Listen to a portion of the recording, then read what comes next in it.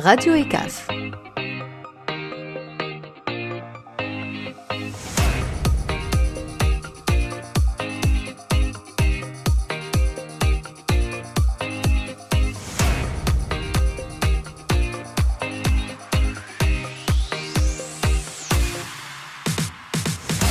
Bonjour chers auditeurs, bienvenue sur Radio ECAF. Bienvenue à la deuxième partie de notre émission spéciale consacrée à la francophonie. Je suis Tasnim Jmeil, je suis en compagnie d'Omar Mansouri. Bonjour Omar. Bonjour Tasnim. Oui, nous continuons notre voyage aujourd'hui après les témoignages de nos élèves et nos invités, les artistes suisses. Nous vous proposons de partir à Paris aujourd'hui à travers le portrait de Nidia Paliakara. Elle est journaliste, présentatrice sur TV5 Monde, une chaîne regardée par des millions de téléspectateurs.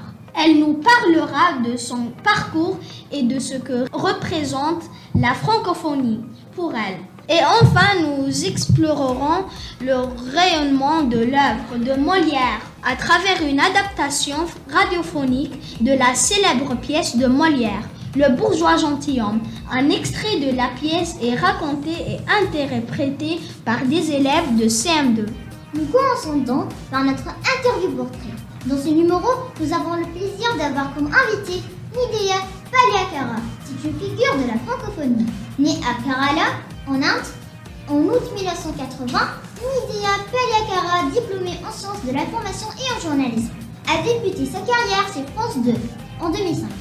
En 2006, elle rejoint la chaîne d'information France 24 et depuis 2011, elle collabore à la chaîne francophone TV5 Monde, où elle tient les rênes du journal international et du journal Afrique. Elle a présenté aussi le tour du monde de la francophonie et la piste de la francophonie. Elle est interviewée par Mariam Rahmouni. Portrait.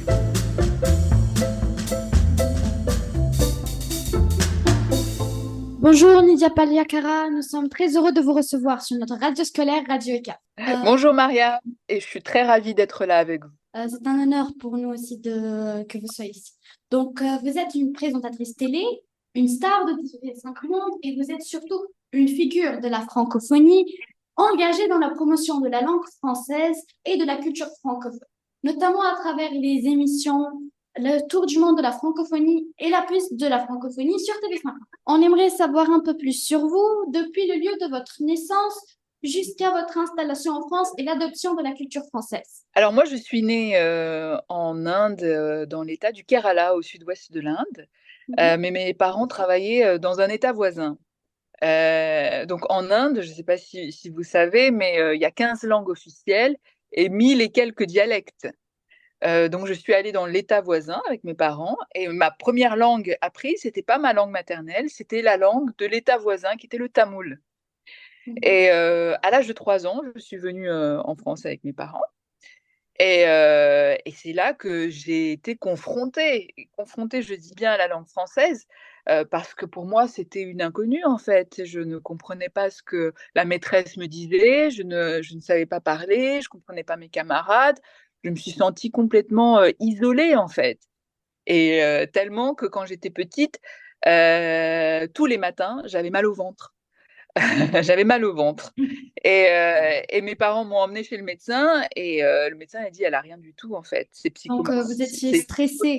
Voilà, c'est psychosomatique. C'était pas du tout une douleur liée à quelque chose en fait. C'était vraiment ma peur d'aller à l'école et être confrontée à cette langue française justement.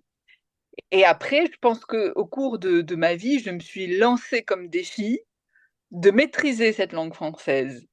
Et c'est sans doute pour la raison pour laquelle je suis devenue journaliste avec le temps, peut-être. Aujourd'hui, que représente pour vous la langue française en général? Et est-ce que vous vous sentez plus indienne ou française?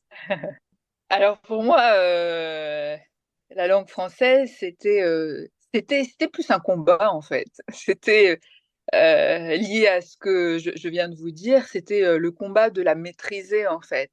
C'était pas, je voyais pas ça comme mon père par exemple. Mon père, il était amoureux de la langue française en fait. Depuis qu'il était en Inde, il a appris la langue française quand il était en Inde, à l'Alliance française.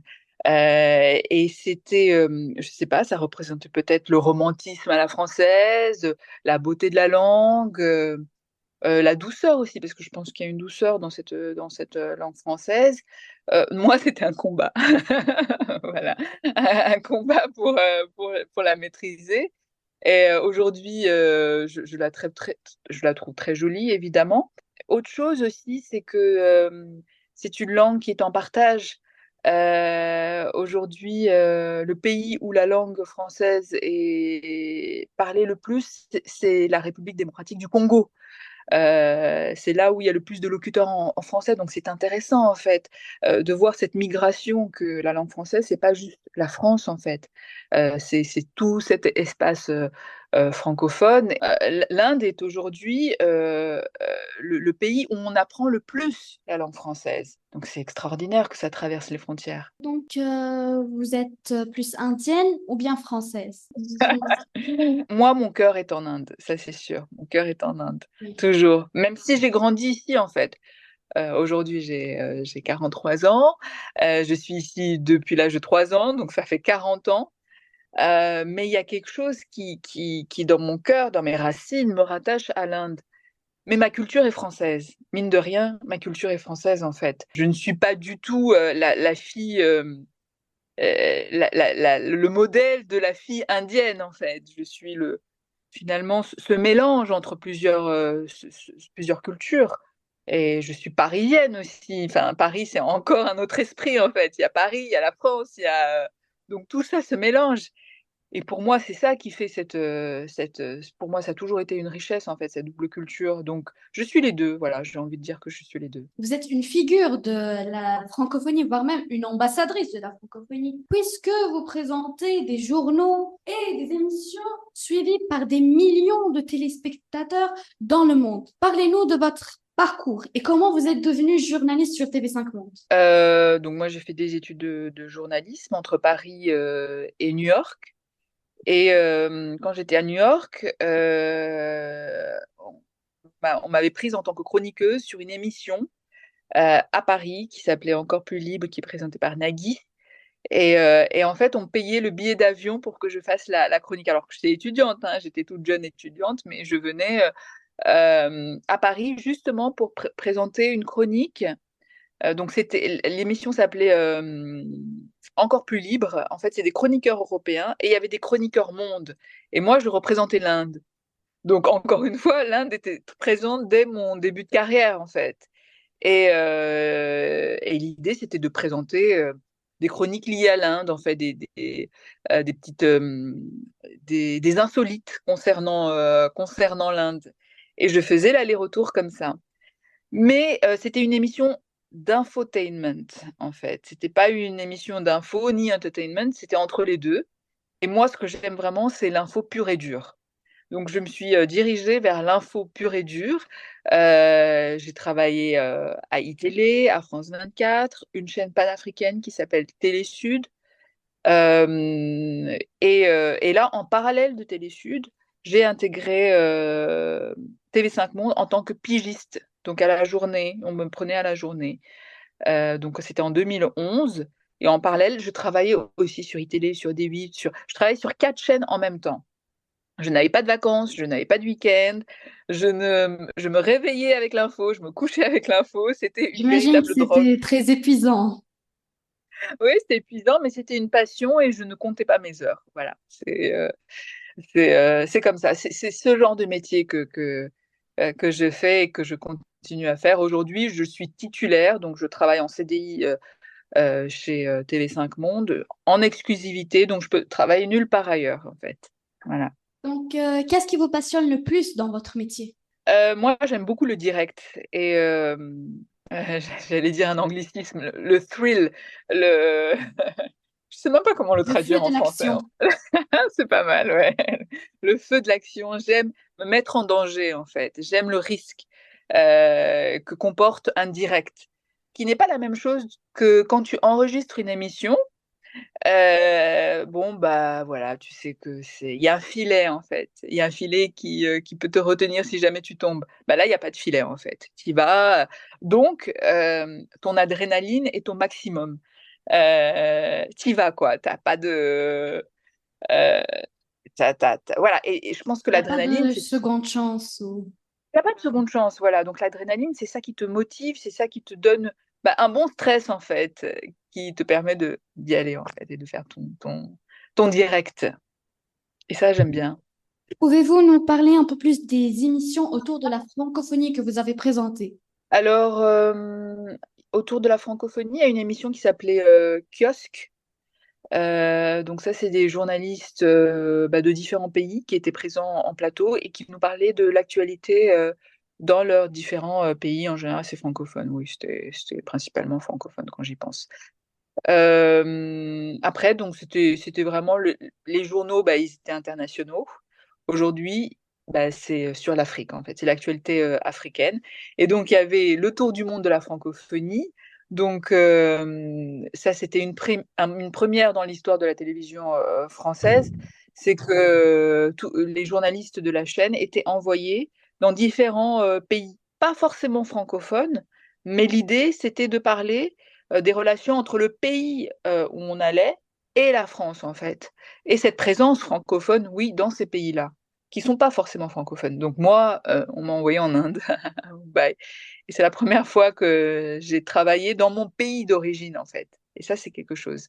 Et de se rendre compte que même dans un pays où il n'y a pas d'histoire, il y a une petite histoire, mais avec les comptoirs français, mais c'est pas, ça a pas, l'Inde n'a pas été une colonie française. L'Inde a été une colonie anglaise et pas française. Mais il y a toujours des histoires incroyables qui lient la France et ce pays, en fait. Donc ça, c'est ce que j'ai remarqué. Après, 2 ans après, je suis allée en Thaïlande. Et là aussi, on découvre qu'il y a, pour la piste de la francophonie, il y a des liens entre la France et la Thaïlande, mais incroyables. Ça, c'était très intéressant. Et la piste de la francophonie, donc c'était en décembre dernier, j'étais au Cameroun. Mais là, c'était pas pour parler de relations entre la France et le Cameroun, mais de l'environnement, qui est un enjeu de taille, qui est un enjeu mondial. Je pense que vous aussi, vous le traitez dans vos écoles. Oui, oui. Quels étaient vos sentiments? On imagine qu'il y a eu beaucoup d'émotions. Oui, il y a eu beaucoup d'émotions parce que, comme je le disais, c'est la première fois que j'ai travaillé dans mon pays d'origine. Donc ça, c'était émotionnellement très fort et c'était un challenge parce que je coproduisais l'émission. Donc toute l'équipe technique, c'est moi qui la gérais. J'étais rédactrice en chef de cette émission et aussi comme une coproductrice, en fait. C'est moi qui contactais les gens, les intervenants, qui fabriquait l'émission de A à Z. Et ça, c'était un vrai challenge. Et, euh, et dans mon pays d'origine, encore une fois, c'était incroyable, en fait. Et de voir aussi cette vivacité que les gens ont, en fait. Il y a un vrai bouillonnement, en fait, en Inde pour construire cet univers médiatique comme vous le faites actuellement. Et ça, c'était passionnant. Avez-vous vécu des moments forts ou des anecdotes à partager avec nos auditeurs? Des moments forts. Mon moment le plus marquant de ma vie, c'était quand je suis allée en Libye. Pour 2 fois, je suis allée en Libye en 2010. C'est le sommet Afrique-Europe et Arabe-Afrique. Là, j'ai rencontré et interviewé de nombreux chefs d'État, des personnes qui ont marqué l'histoire de leur pays d'une manière ou d'une autre. Et ça, c'était des moments très forts dans ma carrière, en fait. Finalement, quel message souhaitez-vous adresser aux jeunes générations de la francophonie? Il y a cette langue française qui est partagée et qui est utilisée par de nombreux locuteurs.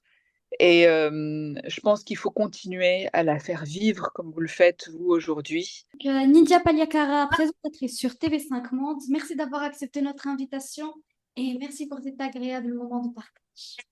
Merci à vous et je suis ravie que cette jeunesse francophone, à travers vous, continue à briller comme vous le faites. Merci, merci. Vous écoutez Radio ECAF.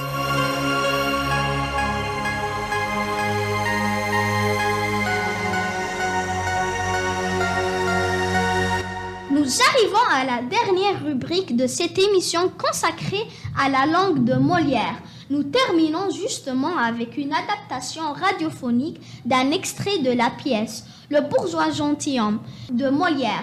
Maria Mourad de Saint-Main nous présente la pièce.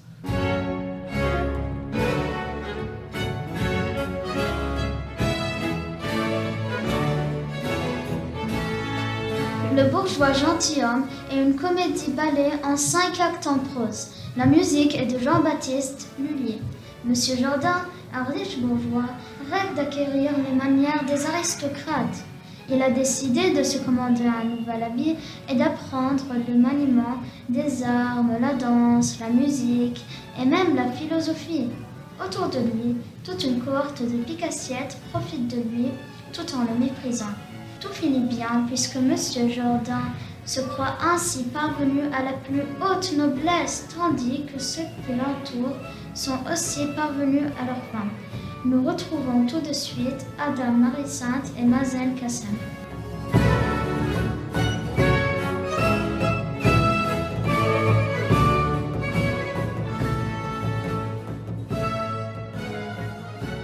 Que voulez-vous donc que je vous apprenne? Apprenez-moi l'orthographe. Très volontiers.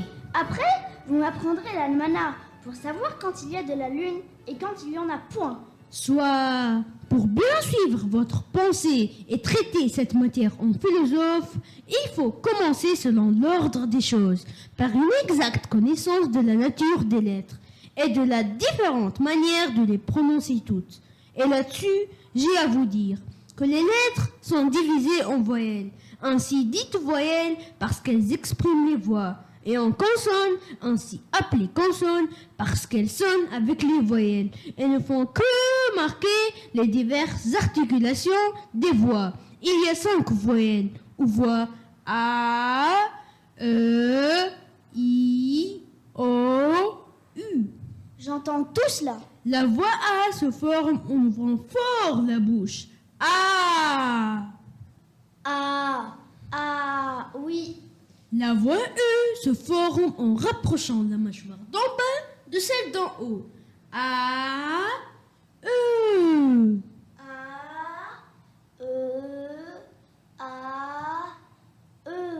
Ma foi, oui. Ah, que cela est beau. Et la voix I en rapprochant encore davantage les mâchoires l'une de l'autre et écartant les 2 coins de la bouche vers les oreilles. A, E, I. A, E, I. Cela est vrai. Vive la science. La voix O se forme en rouvrant les mâchoires et rapprochant les lèvres par les 2 coins, le haut et le bas. O. Oh, il n'y a rien de plus juste. A, E, I, O. Cela est admirable. I, O. L'ouverture de la bouche fait justement comme un petit rond qui représente un O. Oh, vous avez raison. Oh, la belle chose que de savoir quelque chose. La voix U se forme en rapprochant les dents sans les joindre entièrement et allongeant les 2 lèvres en dehors, les approchant aussi l'une de l'autre sans les rejoindre tout à fait. Il n'y a rien de plus véritable. Vos 2 lèvres s'allongent comme si vous faisiez l'amour. D'où vient que si vous la voulez faire à quelqu'un et vous moquez de lui, vous ne sauriez lui dire que C'est vrai. Que n'ai-je étudié plus tôt pour savoir tout cela. Au reste, il faut que je vous fasse une confidence. Je suis amoureux d'une personne de grande qualité. Et je souhaiterais que vous m'aidiez à lui écrire quelque chose dans un petit billet que je veux laisser tomber à ses pieds. Fort bien. Cela sera galant, oui. Sans doute, sans ce des vers que vous lui voulez écrire. Non, point de vers. Vous ne voulez que de la prose? Non, je veux ni prose ni vers. Il faut bien que ce soit l'un ou l'autre. Pourquoi? Pourquoi? Par la raison, monsieur, qu'il n'y a pour s'exprimer que la prose ou les vers. Il n'y a que la prose ou les vers? Non, monsieur, tout ce qui n'est point prose est vers, et tout ce qui n'est point vers est prose. Et comme l'on parle, qu'est-ce que c'est donc que cela? De la prose. Quoi? Quand je dis « Nicole, apportez-moi mes pantoufles et me donnez mon bonnet de nuit », c'est de la prose? Oui, monsieur. Par ma foi, il y a plus de 40 ans que je dis de la prose sans que j'en suise rien. Et je vous suis le plus obligé du monde de m'avoir appris cela. Je voudrais donc le mettre dans un billet. « Belle marquise, vos beaux yeux me font mourir d'amour. » Mais je voudrais que cela fût mis d'une manière galante, que cela fût tourné gentiment. Maître, que les feux de ses yeux réduisent votre cœur en cendres, que vous souffrez nuit et jour pour elle, les violences d'un... Non, non, non, je ne veux point tout cela. Je ne veux que ce que je vous ai dit. Belle marquise, vos beaux yeux me font mourir d'amour. Il faut bien étendre un peu la chose. Non, vous dis-je, je ne veux que ces seules paroles-là dans le billet, mais tournées à la mode, bien arrangées comme il faut. Je vous prie de me dire un peu pour voir les diverses manières dont on les peut mettre. On les peut mettre premièrement, comme vous avez dit. Belle marquise, vos beaux yeux me font mourir d'amour. Ou bien, d'amour mourir me font. Belle marquise, vos beaux yeux. Ou bien, vos yeux beaux d'amour me font. Belle marquise, mourir. Ou bien, mourir vos beaux yeux. Belle marquise d'amour me font. Ou bien, me font vos beaux yeux mourir. Belle marquise d'amour. Mais de toutes ces façons-là, laquelle est la meilleure? Celle que vous avez dite. Belle marquise, vos beaux yeux me font mourir d'amour. Cependant, je n'ai point étudié et je fais cela tout du premier coup. Je vous remercie de tout mon cœur et vous prie de venir demain de bonne heure.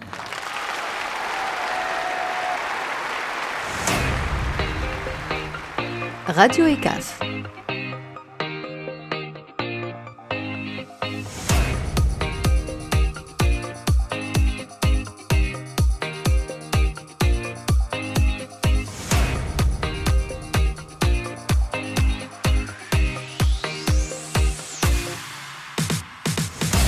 C'est tout pour aujourd'hui. Nous espérons que cette émission en 2 parties vous a permis de mieux comprendre ce qu'est la francophonie. Nous terminons avec une citation d'un des pères fondateurs de l'Organisation internationale de la francophonie, Léopold Sédar Senghor. Je le cite: « La francophonie, c'est cet humanisme intégral qui se cite autour de la Terre, cette symbiose des énergies dormantes de tous les continents, de toutes les races, qui se réveillent à leur chaleur complémentaire. » Fin de citation. Merci de nous avoir suivis et à la prochaine!